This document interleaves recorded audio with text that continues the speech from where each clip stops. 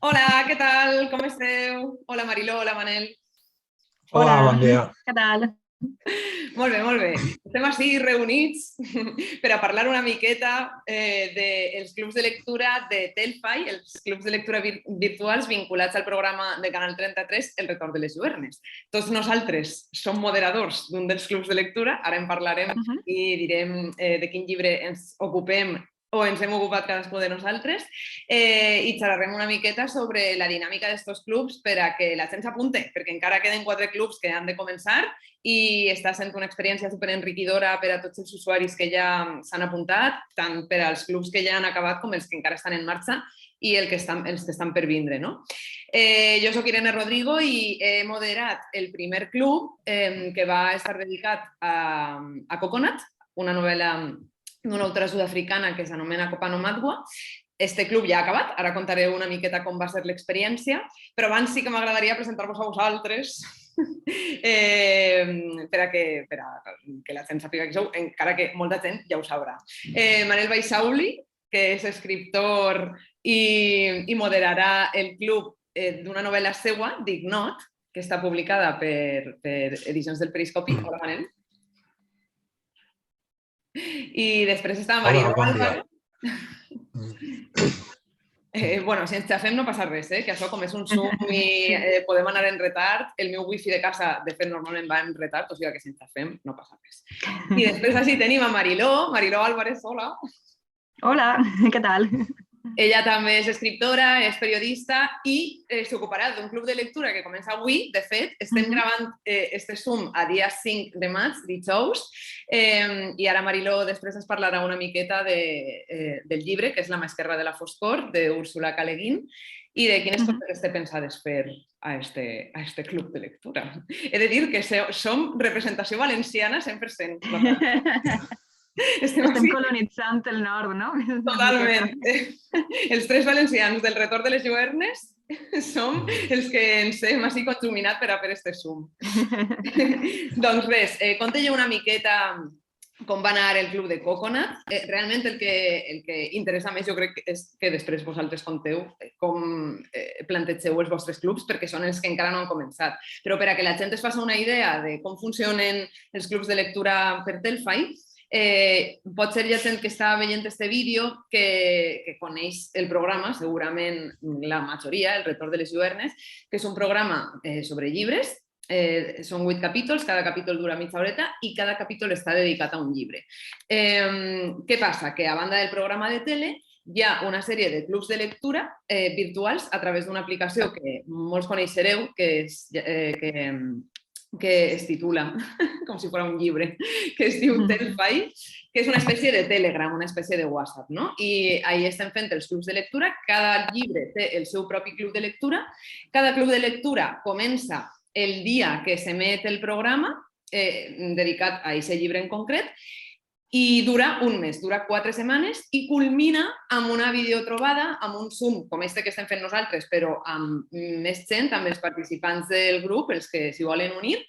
I normalment, ara ho explicaré, les videotrobades que hem fet fins ara estan comptant amb estreles de la literatura, amb grans protagonistes que tenen molt a dir sobre els llibres protagonistes del programa.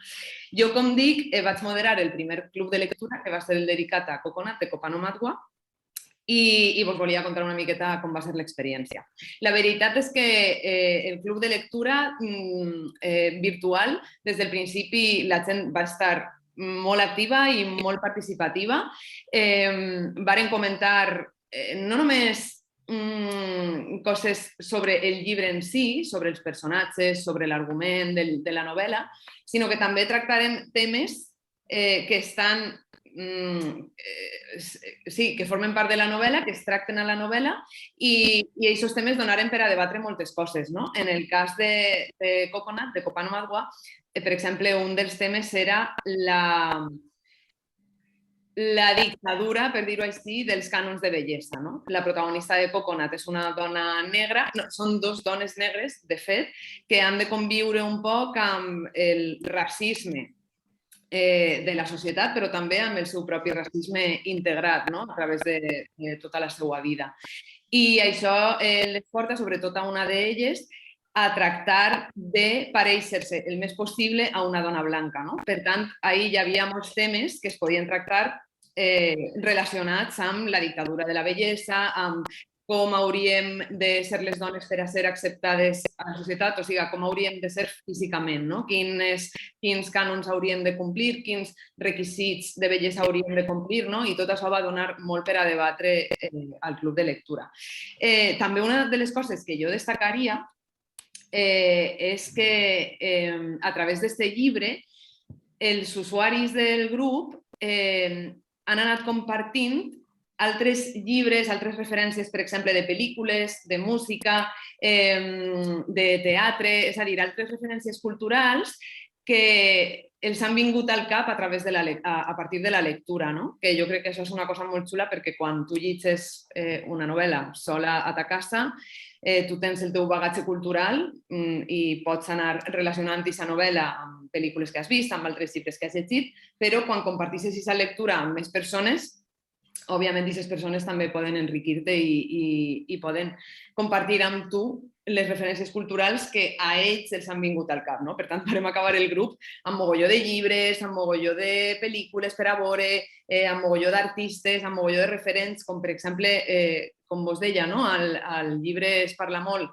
del racisme cap a les persones negres i de la manca de referents, moltes vegades, de persones negres que hagin aconseguit cert èxit i prestigi social.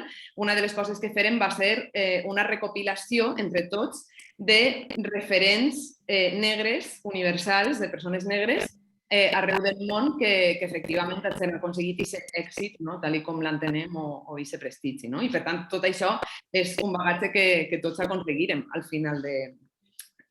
o sigui, mentre durava el club de lectura.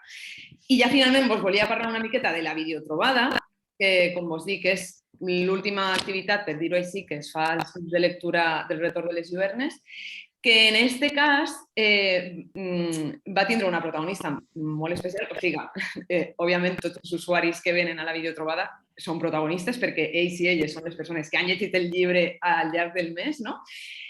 Però totes les videotrobades fins ara han comptat amb un convidat més, no? Un convidat que no necessàriament estava en el grup de Telfai, però que té moltes coses a dir sobre el llibre. I en el cas de Coconut, de Copano Matua, va ser la traductora d'aquest llibre, Elisabet Ràfols Sagués, qui va vindre i qui va conversar amb nosaltres, amb els lectors, sobre el llibre, sobre la seva experiència traduint-lo, sobre què va aprendre amb aquesta traducció, com es va informar sobre la cultura sud-africana per a poder traduir aquesta novel·la, etc. Per exemple, el següent club de lectura, que ja està tancat, que era el del Càstig, de Guillem Sala, va comptar amb Guillem Sala, de fet, amb l'autor del llibre. Ell va ser la persona que va vindre i qui va, clar, contar moltíssimes coses sobre el procés de creació de la novel·la, sobre el sentit que ell volia donar-li a les trames diferents, als personatges que hi ha al llibre. I també en el tercer club de lectura, que també s'ha tancat, que està dedicat a 39 graus a l'ombra, d'Antònia Vicens, va estar Antònia Vicens, també, contant moltíssimes coses sobre aquesta novel·la, que va ser, si no recorde malament, la seva primera novel·la, Ja li queda lluny, però va fer aquest esforç de memòria, de posar-se en l'Antònia Vicens, que va escriure 39 graus a l'ombra, per a tractar de contar-nos als lectors què volia transmetre amb aquesta novel·la i quina era la seva intenció a l'hora d'escriure-la.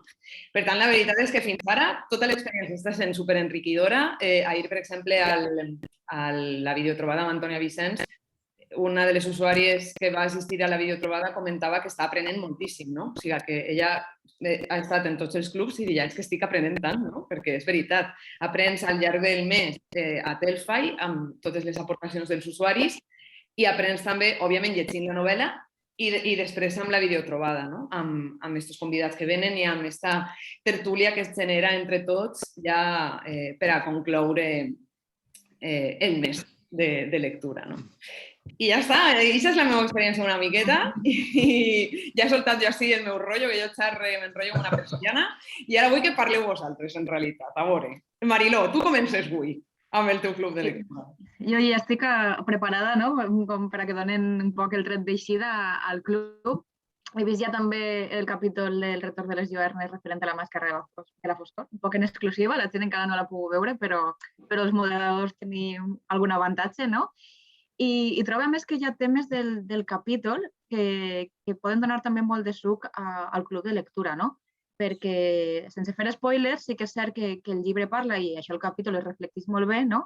Dona moltes voltes i moltes reflexions al tema de la identitat, tant personal i individual com a societat, no?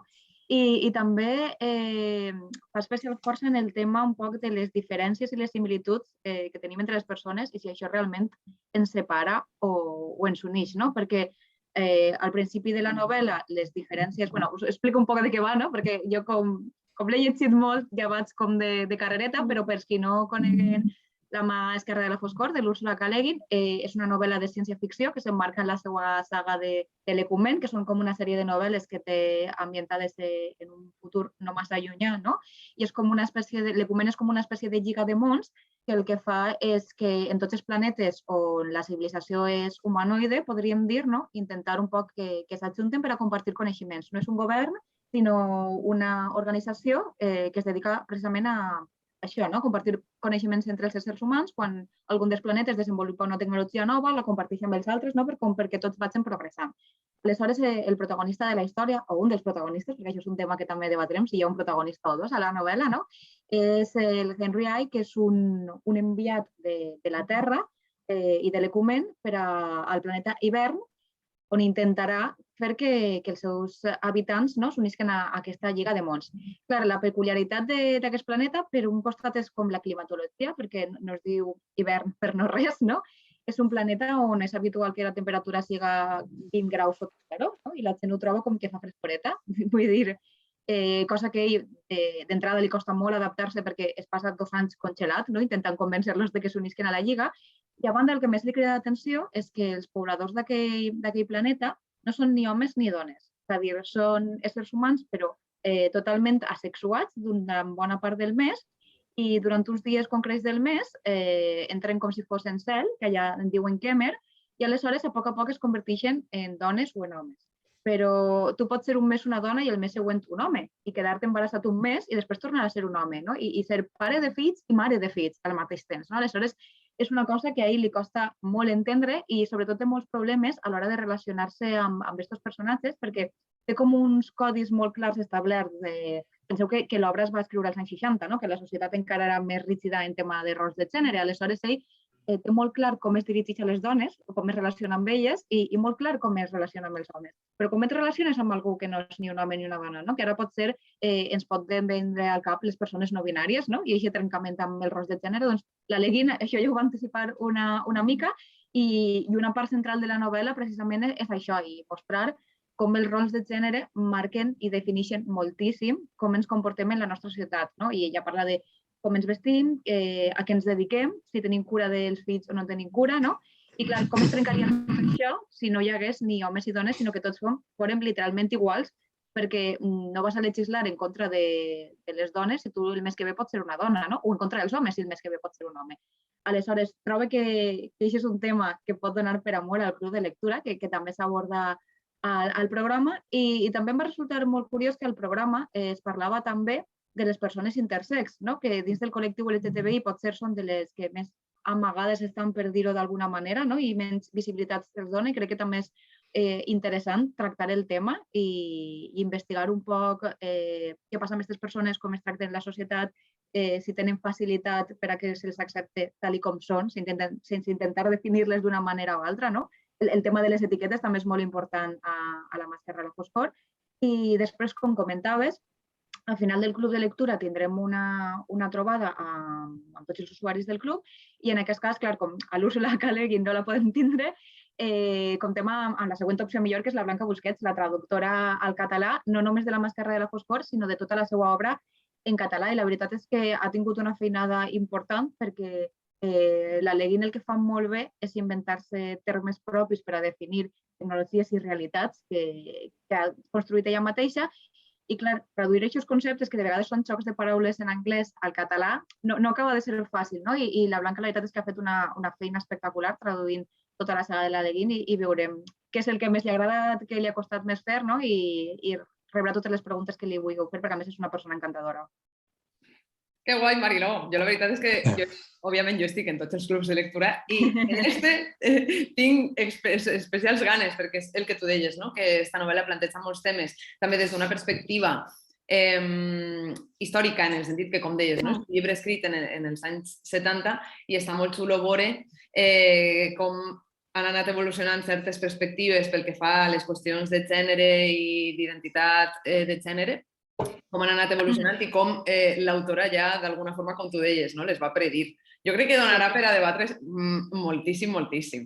Sí, jo a més diria que és l'únic llibre que és ciència-ficció pura dins del cicle del Retorn de les Lluernes. I tinc també molta curiositat per veure si hi ha lectores i lectors que mai s'havien endinsat en la ciència-ficció i és el seu primer contacte, com li passa al conductor del programa, i veure què en pensen d'aquesta primera presa de contacte amb la ciència-ficció, si tenien prejudicis, si l'obra de l'Aleguin els l'ha trencat, no? Això també penso que pot donar molt joc. I a banda estàs tu de moderadora, que eres com la perfecta prescriptora de ciència-ficció. O sigui, jo vinc així a evangelitzar. S'han d'apuntar al grup.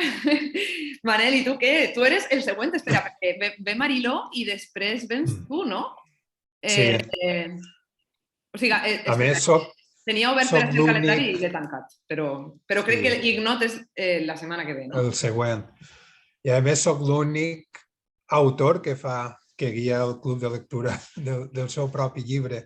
Elisenda Solsona també està moderant la de satèl·lits, sí. Ja l'ha fet. Està ara en marxa, acaba la setmana que ve. Val. Bé, això té algun problema, espero que ningú se talli a l'hora d'opinar del llibre i de lo que pensa, però té avantatges perquè em poden preguntar moltes coses de com està fet, no? I d'on ixen les idees i tot això. Ignot és un llibre que jo crec que el tema principal, i dic que crec perquè jo mentre l'escrivia no sabia molt bé on anava, sempre m'agrada treballar així, anar trobant-me-ho, però una vegada acabat i publicat crec que és un llibre que parla sobretot del talent, d'aquest gran misteri que és el talent, que n'hi ha persones que el tenen i n'hi ha que no, i que no saps molt bé de què depèn, però que és una cosa diferent de la intel·ligència o de la cultura o d'altres coses, no? És una cosa que o se té o no se té, és com la bellesa, o la tens o no la tens, i després pots treballar-la o intentar arreglar-ho, però és una cosa que és una loteria, vaja. I després del talent també es parla molt de l'èxit o del fracàs i de les connotacions que pot tindre l'èxit, positives o negatives, i del fracàs, i també del plagi. O sigui, són tres temes, primer el talent, després l'èxit o fracàs i després el plagi, que crec que donen molt de joc per a parlar. I a mi el que m'agradaria és que les idees sorgiren dels participants, que foren ells els que feren preguntes, els que plantejaren qüestions i a partir d'ahir parlar, però jo m'ha fet tot un llistat de temes i de coses que es poden parlar, puc fer enquestes, puc demanar l'opinió sobre anècdotes que apareixen al llibre, sobre personatges, tot això ho tinc preparat, però sempre condicionat a les reaccions seues, no? Perquè el que m'agradaria i el que m'agrada quan vaig a un club de lectura presencial és tot allò que poden aportar els lectors, perquè els lectors sempre fan una lectura que a mi em sorprèn dels meus llibres. I jo sempre penso que els llibres han de tenir molt d'espai buit que l'han d'omplir els lectors i que han de ser interpretables. O sigui, no els has de donar tot pastat, entre altres coses, perquè jo no tinc les coses clares, però pense que hi ha que deixar molt d'espai, ha de córrer l'aire en els llibres perquè els lectors el puguen fer seu. I a mi me sorprèn de vegades sentir interpretacions de llibres meus que són molt diferents a la meua i de vegades són millors que la meua. I això m'agrada molt, no? Perquè vol dir que els lectors han sigut creatius, no s'han limitat a llegir un catecisme, sinó que han llegit una partitura i l'han interpretat a la seva manera. No? Això és el que m'agradaria trobar en el club, però si la gent estiguera poc participativa i més quieta, doncs jo tinc preparat una bateria de temes i de preguntes i de qüestions que segur que generen debat, perquè és com el programa, no? El programa parla de coses a partir de lo que hi ha en el llibre, s'estén en temes que ja no són específics del llibre i això és un poc el que podem fer també, no? Ampliar a partir del llibre, que el llibre siga només un punt de partida i no una cosa tancada. I això seria la meva idea. Que guai. És superinteressant allò que dius de que tens l'esperança que el grup siga participatiu, però que si no, tens ahí com el teu llibre preparat, perquè em recordava que, clar, jo estic en tots els grups, en alguns participe més, en altres senzillament estic d'observadora, però veig que cada grup té la seva dinàmica, no? Com que hi ha grups en els que la gent parla moltíssim i proposa molts temes i n'hi ha d'altres en el que el moderador és qui més proposa, no? I això està guai perquè al final en tots els grups la gent ha participat, però veus que cada grup agafa la seva dinàmica, no? Per exemple, un dels que està en marxa ara, que és el que porta Carles Alcoi, sobre l'home que es va perdre, de Francesc Trabal. És un grup que jo sempre estic rebent notificacions, ahí la gent xarra, però pels colzes, però increïble, eh? Jo no puc seguir tots els debats, és impossible. O sigui que està guai, que jo animo a la gent que s'apunte a tots els clubs, tant els que encara estan en marxa com els que estan per començar, perquè fins i tot, encara que no llitgen el ritme, el llibre, o no el llitgen al mateix ritme que cal, diguem, per a llegir-lo en ICMs, que dura el club, aprendran moltíssimes coses, es debaten sobre molts temes que estan continguts al llibre i pot ser, després d'ICMs, tindran ganes de llegir el llibre protagonista o uns altres, no? Que al final jo crec que és el del que es tracta, no? De que llegim els llibres dels capítols o uns altres.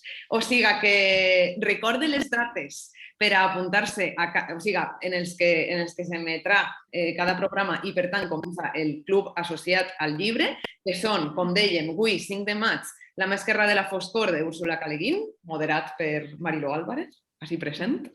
La setmana que ve, dia 12 de maig, dijous també, Ignot, de Manuel Baixauli, així present també. I després ens queden altres dos, que són La Trena, que és un llibre de, ara no tinc per ací l'autora, un moment que el mire, de Letitia Colombani, d'acord? Que moderarà Marc Bosch i que s'emetrà i, per tant, començarà el dia 9 de maig. I, finalment, El sentit d'un final, que deixeu-me que mire també l'autor, que este és el capítol final, El sentit d'un final, de Julian Barnes, que s'emetrà el dia 25 de maig i estarà moderat el club per Glòria Massana. Estos són els clubs que queden per començar, però, com vos dic, n'hi ha d'altres que encara estan en marxa. Està en marxa el de Satèl·lits, d'Elisenda Solsona, L'home que es va perdre, de Francesc Trabal, L'home de mar, de Catherine Pulent, un llibre que jo estic llegint i que és magnífic, m'està encantant, i este grup està moderat per Missa, del canal de YouTube La Paraula de Missa, que molts la coneixereu, i estos són els que encara estan en marxa. O sigui que apunteu-vos als clubs i ens llegirem per allí. Gràcies, Manuel i Mariló, ha sigut un plaer veure-vos per així. Igualment. Igualment. I que no se m'oblide dir que per apuntar-se als clubs de lectura del Retorn de les Lluernes cal tindre l'aplicació de Telfy. Vos baixeu l'aplicació de Telfy, que la busqueu a la tenda d'aplicacions del vostre mòbil, és gratuïta, i ahí en el buscador busqueu El Retorn de les Lluernes i vos eixirà el grup en el qual estan tots els grups, cadascun d'ells dedicat a un llibre, i ahí vos uniu, entrareu directament a tots els clubs de lectura i si algun pel que siga no vos interessa perquè no voleu llegir aquest llibre, no passa res, vos eixiu d'aquest grup i continueu en els altres. O sigui que ens llegim per allí. Besets als dos! Molt bé. Vinga. Adéu. Adéu, gràcies!